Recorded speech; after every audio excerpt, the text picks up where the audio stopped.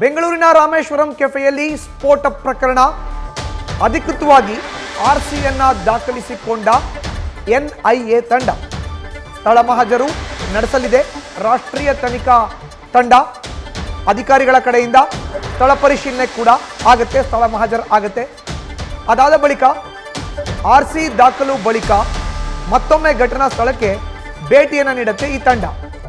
ಸ್ಫೋಟಕ್ಕೆ ಬಳಸಿದ ವಸ್ತುಗಳ ಆಧಾರದ ಮೇಲೆ ತನಿಖೆಯನ್ನು ಮಾಡಲಾಗುತ್ತೆ.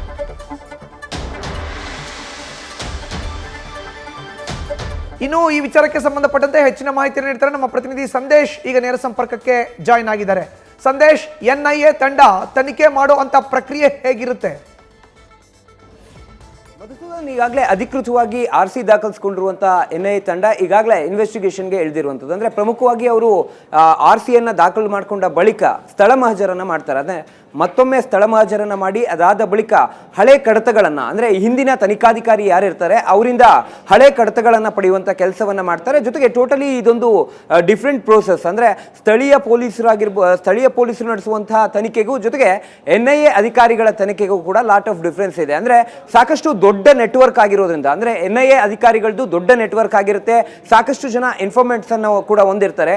ಆದ್ರೆ ಸ್ಥಳೀಯ ಪೊಲೀಸರು ಕ್ರೈಮ್ ಸೀನ್ ಇಂದ ಒಂದು ಇನ್ವೆಸ್ಟಿಗೇಷನ್ ಅನ್ನ ಶುರು ಮಾಡ್ತಾರೆ. ಅಂದ್ರೆ CCTV ಮ್ಯಾಪಿಂಗ್ ಆಗಿರ್ಬೋದು ಅಥವಾ ರೂಟ್ ಮ್ಯಾಪಿಂಗ್ ಮುಖಾಂತರ ಶುರು ಮಾಡ್ತಾರೆ. ಆದ್ರೆ ಎನ್ಐಎ ಅಧಿಕಾರಿಗಳು ಸ್ಥಳದಲ್ಲಿ ಸಿಕ್ಕಿರುವಂತಹ ಮಾಹಿತಿಯ ಆಧಾರದ ಮೇಲೆ ಔಟರ್ ಸ್ಟ್ರಕ್ಚರ್ ಅಲ್ಲಿ ಈ ಒಂದು ಕ್ರೈಮ್ ಸೀನ್ ಇಂದ ಹೊರಗೆ ನಿಂತು ಇನ್ವೆಸ್ಟಿಗೇಷನ್ ಅನ್ನ ಮಾಡ್ತಾ ಹೋಗ್ತಾರೆ. ಈಗಾಗಲೇ CCTVಯಲ್ಲಿ ಮುಖಚಹರೆ ಕೂಡ ಈಗಾಗಲೇ ಪತ್ತೆ ಆಗಿರೋದ್ರಿಂದ ಅದರ ಆಧಾರದ ಮೇಲೆ, ಅಂದ್ರೆ ಆ ಒಂದು ಫೋಟೋವನ್ನ ಎನ್ಐಎ ಬೇರೆ ಬೇರೆ ಇನ್ಫಾರ್ಮೆಂಟ್ಸ್ಗೆ ಕಳಿಸಲಾಗುತ್ತೆ. ಅಂದ್ರೆ ದೇಶದಾದ್ಯಂತ ಎನ್ಐಎಗೆ ಸಾಕಷ್ಟು ಜನ ಇನ್ಫಾರ್ಮೆಂಟ್ಸ್ ಇರ್ತಾರೆ, ಅದು ಪೇಯ್ಡ್ ಇನ್ಫಾರ್ಮೆಂಟ್ಸ್ ಕೂಡ ಸಾಕಷ್ಟು ಜನ ಇರ್ತಾರೆ. ಹಾಗಾಗಿ ಅವ್ರಿಗೆ ಆ ಒಂದು ಫೋಟೋಗಳನ್ನ ಕಳಿಸಿ ಅಲ್ಲಿ ಐಡೆಂಟಿಫಿಕೇಶನ್ಗೆ ಬಿಡ್ತಾರೆ. ಯಾಕಂದ್ರೆ ಈಗಾಗಲೇ ಸ್ಥಳದಲ್ಲೂ ಕೂಡ ಸಾಕಷ್ಟು ಕೆಮಿಕಲ್ ಅನ್ನ, ಅಂದ್ರೆ ಆ ಒಂದು IED ಬಾಂಬ್ ಏನಿದೆ ಅದನ್ನ ತಯಾರು ಮಾಡುವಂತ ಸಂದರ್ಭದಲ್ಲಿ ಅಮೋನಿಯಂ ನೈಟ್ರೇಟ್ ಆಗ್ಬೋದು ಅಥವಾ ಫಾಸ್ಫರಸ್ ಆಗಿರ್ಬೋದು ಎರಡನ್ನೂ ಕೂಡ ಬಳಸಿದ್ದಾರೆ ಅನ್ನೋ ಮಾಹಿತಿ ಲಭ್ಯವಾಗಿರೋದ್ರಿಂದ ಕಾಳಸಂತೆಯಲ್ಲಿ, ಅಂದ್ರೆ ಮಾರ್ಕೆಟ್ನಲ್ಲಿ ಅಲ್ಲಿ ಅಧಿಕೃತವಾಗಿ ಆಗಿರ್ಬೋದು ಅಥವಾ ಅನಧಿಕೃತವಾಗಿ ಯಾರೆಲ್ಲ ಮಾರಾಟ ಮಾಡ್ತಾರೆ, ಜೊತೆಗೆ ಆಥರೈಸ್ಡ್ ಪರ್ಸನ್ಸ್ ತೆಗೆದುಕೊಂಡಿದ್ದಾರಾ ಅಥವಾ ಅನ್ಆಥರೈಸ್ಡ್ ಪರ್ಸನ್ಸ್ ತಗೊಂಡಿದ್ದಾರಾ,